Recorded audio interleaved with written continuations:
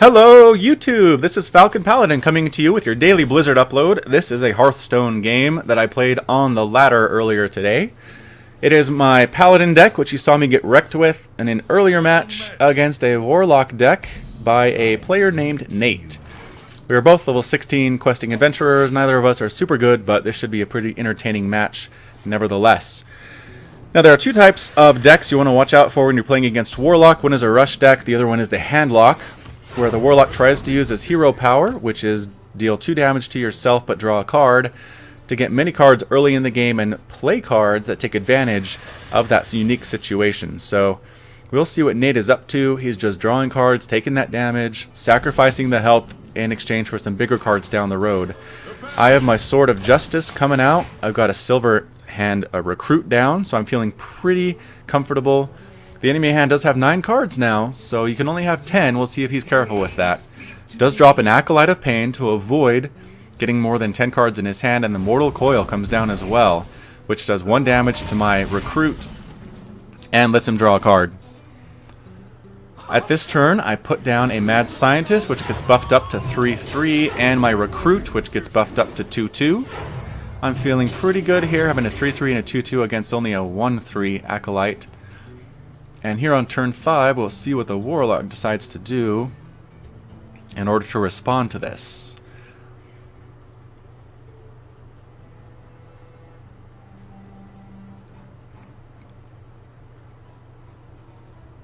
He does choose to use an Implosion, which deals 2 to 4 damage to a minion and summons a 1/1 imp for every damage dealt. He lucks out, gets 3 instead of 2. I guess he could have gotten 3 or 4, but, you know, he gets exactly as much as he needs to kill my Mad Scientist. And Avenge comes out as the secret. And here I'm thinking, I want to get rid of those imps. But if I put down my Piloted Shredder, they'll be able to die. So I put the Spider Tank down, give him 5 health. It's difficult for the Warlock to get rid of that. Use the Sword of Justice on the Acolyte of Pain and attack the imp, and the enemy's hand has 10 cards. He has to burn a Power Overwhelming, which would have been so nice. Warlocks really rely on that card late in the game to get some big damage bursts out and take down the enemy, but unfortunately he won't have access to that this game. So he uses the imp to throw down a Shadow Bolt and get rid of the Spider Tank, which does buff up my Recruit to 4/5/4. And how does the Warlock respond? With a second Shadow Bolt that does 4 damage to my minion and destroys him. So now the Warlock does have board control, I guess, with his 1/1.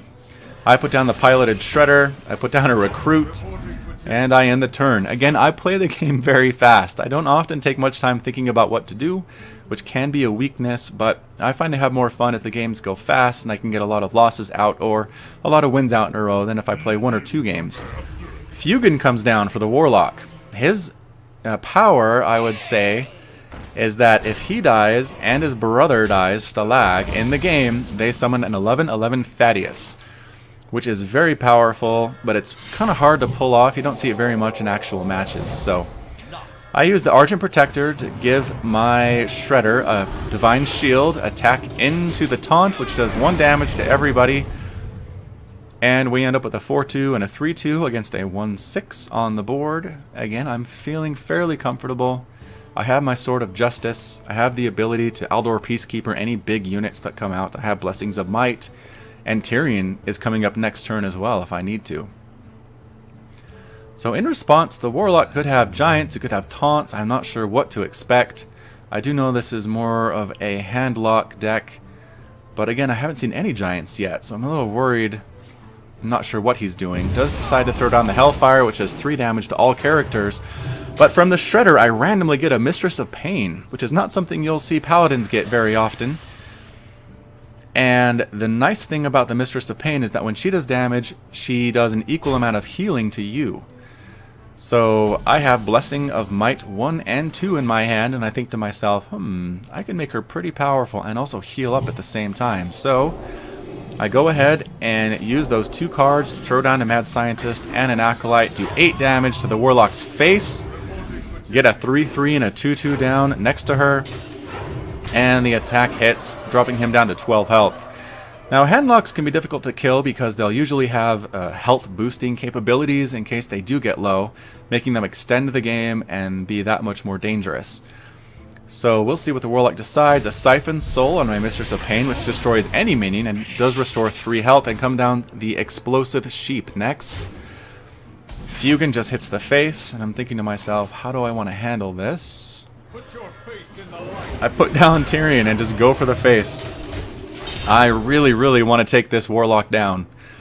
So I'm doing my best to get him down to 10, 5, 0 health. But instead, he has his own Faceless Manipulator, which copies my buffed up 7/7 Tyrion Fordring.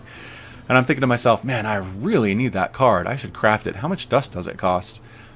So we're dealing with a Tyrion over there, an Explosive Sheep, and a Fugan. And then comes down the Antique Healbot for 5 mana to restore 8 health to the Warlock. And that took him from a dangerously low 10 health all the way up to 18, which is much more comfortable at this stage in the game. Fugan finally dies. If his brother dies, eventually we will see Thaddeus. So I'm thinking, alright, we're going to drop Tyrion down to 1 with the Eldor Peacekeeper. And we can't kill him with anything. Even a Consecration and Mad Scientist isn't enough. So I decided to go ahead and hit the face with the Tyrion, clear out the Antique Healbot, get a secret, which turns out to be Repentance, and put down a Recruit. So I have a lot of damage on the board. He does have an Ashbringer with 5 attack and 3 durability. So he can do quite a bit of damage, but I'm thinking if he attacks my Tyrion, he takes 7 damage to the face. He probably doesn't want to do that. So instead he throws out an Implosion and gambles, and gets 3, exactly what he needs. And out come 3 imps, my Tyrion is dead, the Sea Giant comes down, but my Secret of Repentance is enough to drop his health down to 1. And he is not feeling super good about himself right now, and decides to take out his anger on the Eldor Peacekeeper, who is only a Peacekeeper and trying to keep the peace. So up comes Noble Sacrifice, up comes Consecration to wipe out everything on that side and also do 2 damage to the Warlock. I attack the face.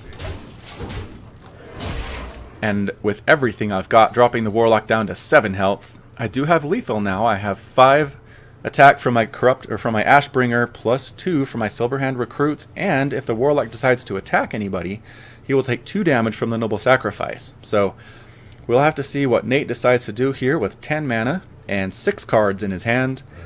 Turns out to be a Mortal Coil, so he kills one of my Recruits and draws a card. He doesn't draw what he needs, though.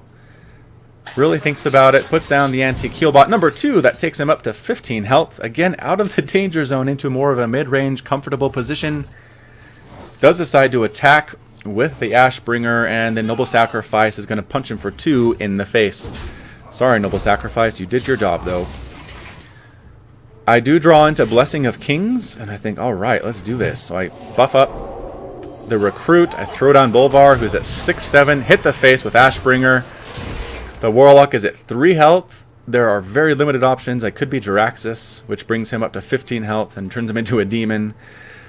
But there's just not much he can do. So he decides to throw down Stalag, which is Fugan's brother, Shadow Flame it to destroy it and do all of its damage to all enemy minions, and out comes Thaddeus, but he can't attack until next turn, and I have lethal just with the Ashbringer. So Warlock calls well played, and that's it. Thanks for watching. This is Falcon Paladin, and until next time, you take care of yourself.